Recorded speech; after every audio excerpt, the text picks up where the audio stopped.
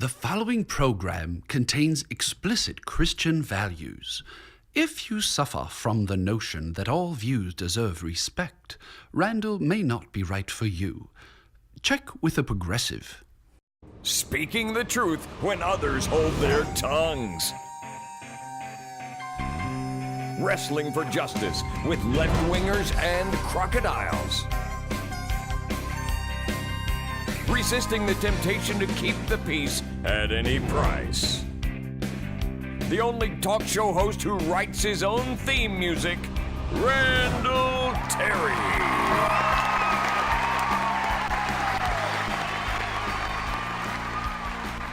Thank you. Welcome to the broadcast, ladies and gentlemen. I have more content with my blogs than most people have with their best stuff. Welcome. Oh, it's so close. Welcome to the show. God bless you. Thank you. I love you. I love you. And I love you. And I'm happy to report that I survived a satanic attempt on my life last night. Oh, yes. I'll tell you more about that in a minute. But today's top stories. North Korea cuts ties with South Korea. And Joe Sestak, the poop is hitting the fan in slow motion over the bribe he was offered to get out of the race in Pennsylvania. And Congressman Joe Pitts has introduced legislation that would keep all of our money from going to kill children. I'll bring you that and so much more. Today's program is brought to you in part by Planned Parenthood. If we can't own black slaves, let's at least have black genocide. And by pro-life Democrats, putting the oxy in moron. We're going to have a fun song today as well, not written by me, but it was so funny I actually have to play it. We've got some content, as always, to help you become a leader in the culture wars. That and so much more, because we don't even write a script. Yeah, there's no teleprompters here, baby. We make it up as we go. In fact, here's my friend, Sir Reginald Bling, with a little message to the Obama people and to all the media world. Now, just stop talking. I turn the thing on. I got something to say. There are people right now harassing the Obama administration because somebody that offered Joe Sestak a job if he would not run against all inspector. They're saying, this is a bribe. It's not a bribe, it's business. They're just saying to him, look, you do this, we'll do that. Payday comes, payday goes, it's no big thing. How'd I do? That's good. What? George Washington? I was looking for some Benjamin Franklin. Keep your money. Obama and his people are wrong on this one.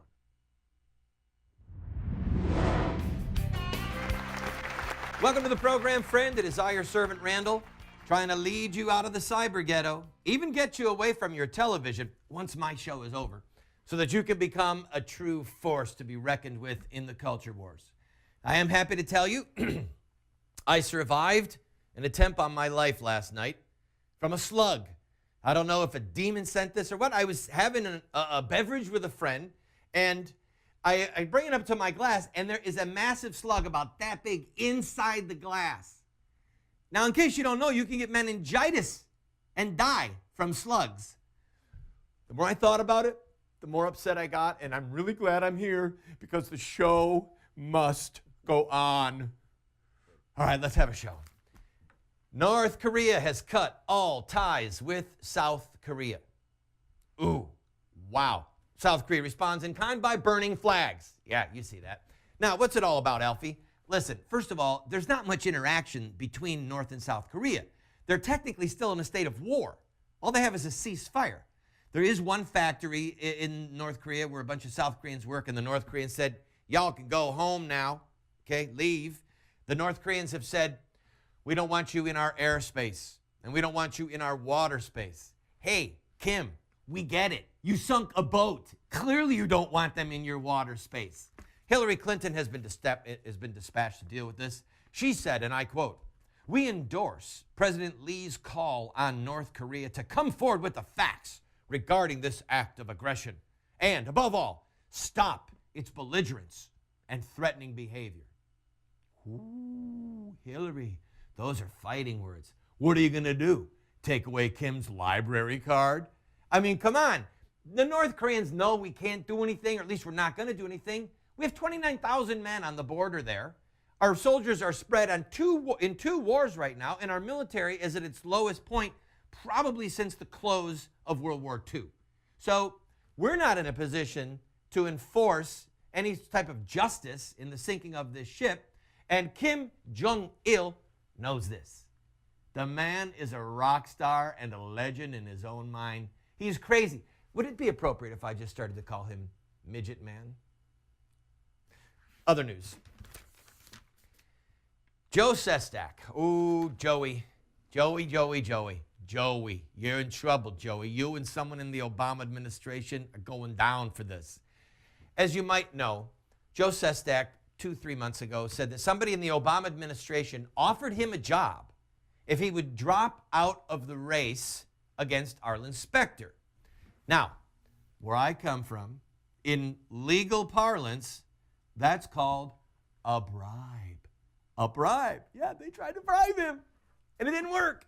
Now, just to set this up, Arlen Specter is the incarnate demon who was a Republican, pro-baby-killing, lunatic left-wing Republican, and George Bush, putting party ahead of principle, helped Arlen Specter get reelected.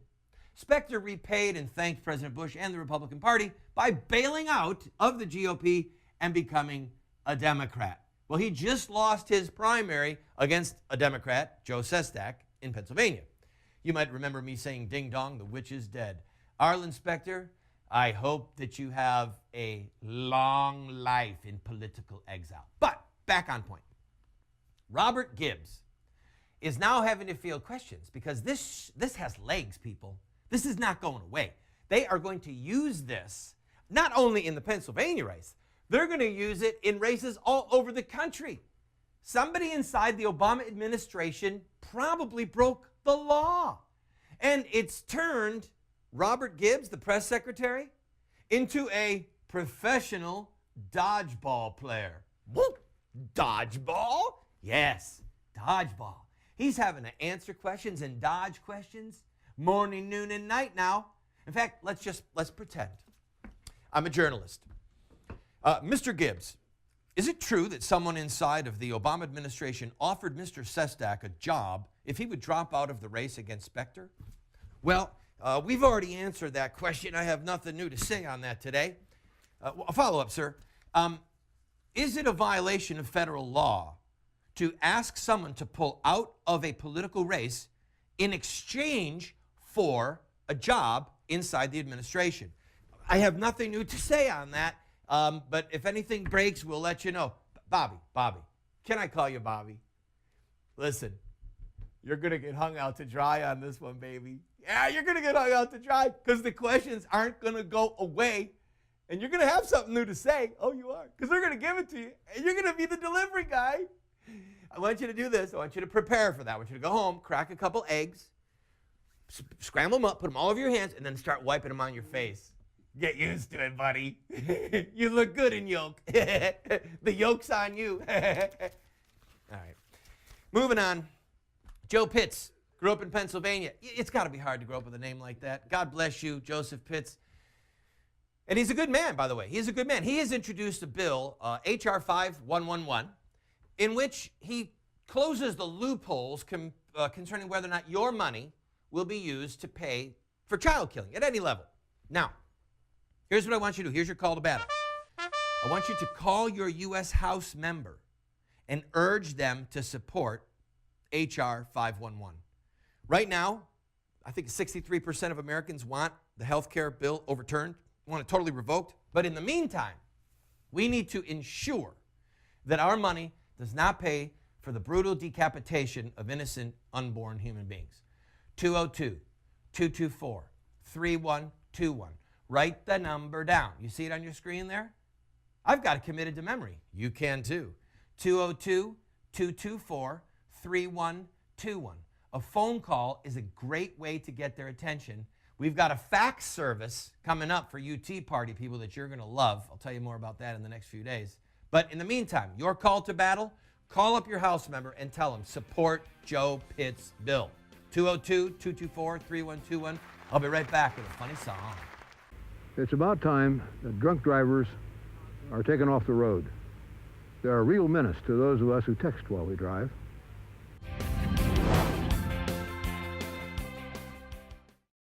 Moments with Moses. if you will not hearken to me, and will not do all these commandments, I will appoint over you the sudden terror, consumption, and fever that waste the eyes and cause life to pine away. You shall sow your seed in vain, for your enemies shall eat it.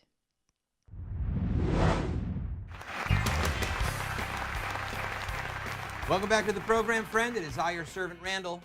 I can give the devil his due, and I recognize genius once in a while. Trey Parker wrote the upcoming song. It was in Team America, and it's a little ode to and for and by Kim Jong-il. I'll be right back. Why aren't more people intelligent like me?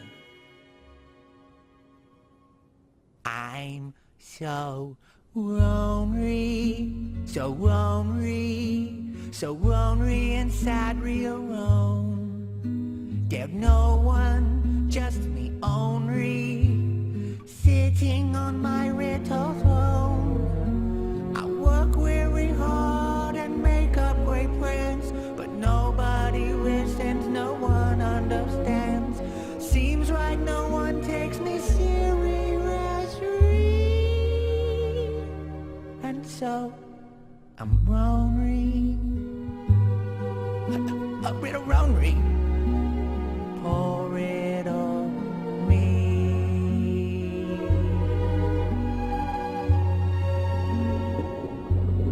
There's nobody I can relate to. Feel like a bird in a cage. It's kinda silly, but not really, because it's filling my body with rage. I'm the smartest, most clever, most physically fit, but nobody else seems to realize it. When I change the world, maybe they'll notice me. And until then, I'll just be lonely. Yeah, little lonely. Pour it on me.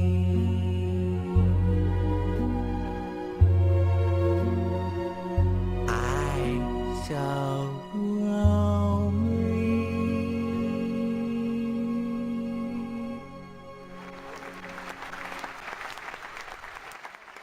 Good stuff, huh? You gotta love stuff like that. Remember the words of G.K. Chesterton. That which is ridiculous deserves to be ridiculed. That is an axiom that you can hold on to and you can use in life. Let me use it right now.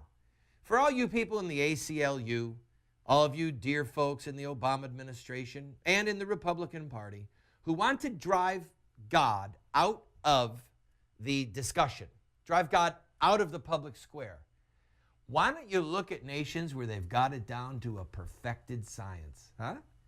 Check out North Korea. Check out communist China. Check out Cuba. Is that what you want? What we have right now in America is kind of a sliding scale, and we have people who don't want to think through that a philosophy or a political agenda has a logical conclusion. If you can, in fact, drive higher law that comes from our Creator, God himself, his name, his attributes, his principles, his laws, if you can drive God himself out of the public square, you end up with, ready? A godless public square. A godless public square where you don't have eternal laws of good and evil, where you don't have justice and injustice defined by a higher source. You have justice and injustice defined by a lunatic tyrant like Kim Jong-il. Is that what you people want? Hello?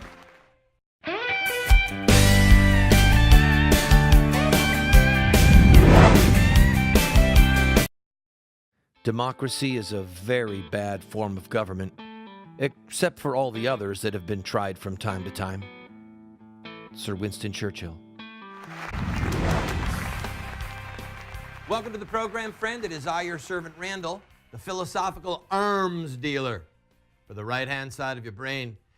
This is that time of day when my goal, my agenda, is to help you become a culture warrior and a leader in the culture wars. And it's also a time where I can do some shameless self-promotion. Insurrecta next. Do you see that? Oh, Insurrecta next. That's Latin for revolution against the slaughter. This is a television series that we shot, a couple years ago and finally finished in production just a few months ago. It's a highly produced History Channel, Discovery Channel program dealing with the history, the philosophy, and the theology of social revolution in America. So, the reason that I studied these various social revolutions was because I thought, wow, we're losing. We have been losing since the 1960s. We had a small window under President Reagan where it looked like we were going to turn things around, but it turned out to be a mirage. So if we're going to get our country back into the hands of righteous men and women in politics, in the judiciary, in education, in the media, etc., it really involves a social upheaval, an upending of the current social order and a replacement of it. There are people right now who are trying to gut you, literally carve the guts out of you, so that you are not an effective culture warrior. My mission is to see to it that you use the tools and the rhythms of social revolutions in the past that work. So, one of those tools and weapons that we use is rhetoric. It's our words. And there are people who want to tone down the rhetoric. Don't say things that are so incendiary. Don't say things that hurt people's feelings. Use moderate words and moderate tones. Let me read to you a quote from the most well-known leader of the abolitionist movement who helped bring an end to slavery in America, William Lloyd Garrison.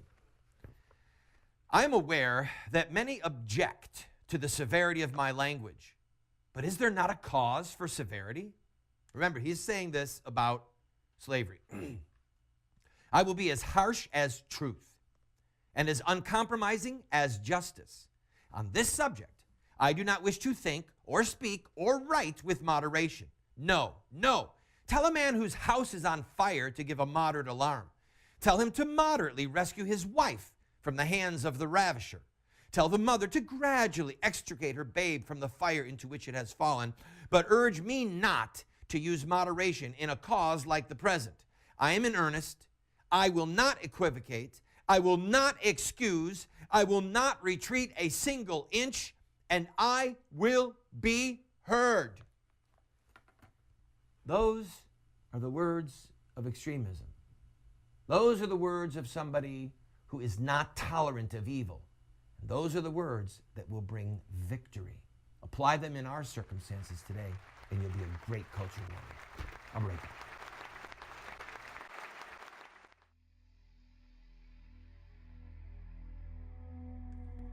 Let them be put to shame and confusion altogether who rejoice at my calamity.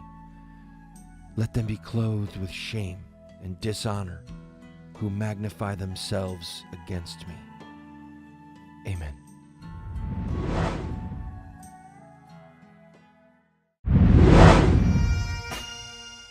Hi, friend, I'm Randall Terry. George Washington said, "Government is not reason, it is not eloquent, it is force. Like fire, it is a dangerous servant and a fearful master." When you see what is happening to the people in North Korea, when you look at the de facto slave state of communist China, understand what you're dealing with. Government that is force. Government that is fire, that has escaped the fireplace. Fire is a tremendous servant, but it's dangerous. If you have fire in a fireplace, you can heat your home, you can cook your food. Fire is important to cleanse utensils in surgery. Fire is a great servant. But when that fire gets out of the fireplace, it can burn your house down. It can destroy your possessions. It can destroy your children's lives and your life. That is what we see in North Korea.